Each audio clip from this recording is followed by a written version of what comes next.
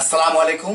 আমি এখন বানাবো খুবই মজার একটা তরমুজের আইটেম, তরমুজের অ্যাকচুয়ালি স্মুথি বলতে পারেন। সেজন্য আমি এখানে 1 কাপ টক দই নিয়েছি। টক দইটা আমার ঘরে তৈরি। কেউ যদি ঘরে টক দই তৈরি করতে চান সহজে, আমার চ্যানেলে আছে আর ডেসক্রিপশনে লিঙ্ক দেওয়া আছে, ওখান থেকে দেখে নিতে পারেন।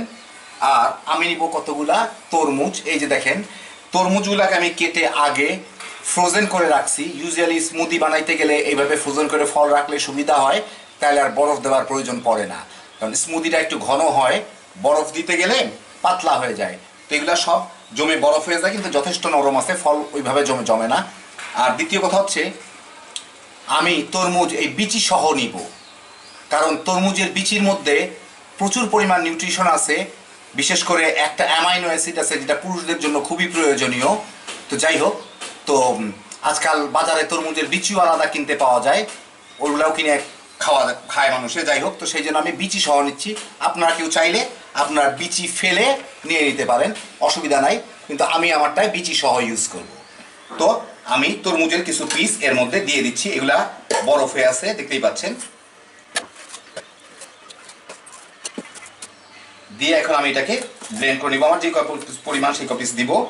আর যদিও তরমুজটা প্রচণ্ড মিষ্টি ছিল, আরেকটি মিষ্টি করার জন্য আমি অল্প একটু চিনি দিব, খুব বেশি না, যতদূর আমার পছন্দ, রুচি মতো আর কি।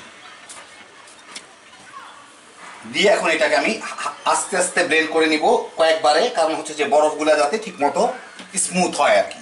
স্মুথ হইতে হবে, স্মুথ তো হইতে হবে।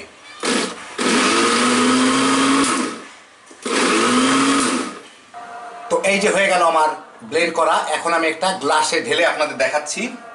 খুবই ঘন হয়েছে জিনিসটা, একদম পুরা বরফের। দেখেন আপনি কিরকম অবস্থা, এক হ্যাভি জোশ, একেই বলে পারফেক্ট স্মুদি। তো এখন আমি এখানে 3টা গ্লাস নিয়ে তার মধ্যে এগুলোকে ঢেলে দেব। দেখেন যথেষ্ট ঘন এই জিনিসটা, খাইতে সাংঘাতিক মজা। একটু একটু গলবে আর একটু একটু করে খাইতে থাকবেন চুকচুক করে, চিন্তার কারণ নাই। একটু পড়ে গেল, যাই হোক।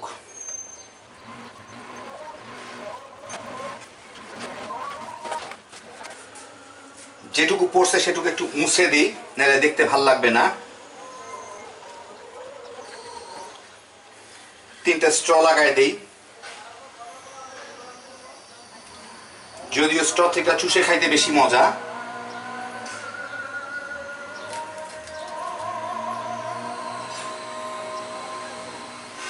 আর আমার অসাধারণ সৌন্দর্য জ্ঞান দেখানোর জন্য একটু পুদিনা পাতা দিয়ে দিই উপরে।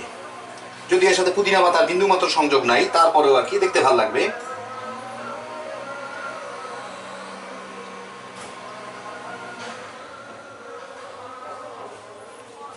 তো দেখেন কত সহজে তৈরি হয়ে গেল আমার তরমুজের স্মুদি।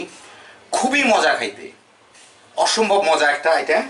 আর এই গরমের দিনে, রোজার শেষে ইফতারের সময় যেটা কত মজা লাগবে আপনারা নিজেরাই বুঝতে পারতেছেন। খালি বানাইবেন, তামা তামা করে খাইবেন। টক দই ঘরে বানায় নিতে পারেন, ডেসক্রিপশনে লিঙ্ক দেওয়া আছে, ওইটা দেখেও বানাইতে পারেন, অথবা আপনার ইচ্ছা করলে কিনেও নিতে পারেন। আর তরমুজ তো যথেষ্ট সস্তা। তো তরমুজের নর্মাল জুস টুসের থেকে এটা খাইতে অনেক হেলদি, অনেক মজা। একবার বানায় খেয়ে দেখেন, পছন্দ করবেন ইনশাল্লাহ। তো দেখেন কত সহজে তৈরি করে ফেললাম হেভি জোশের একটা আইটেম।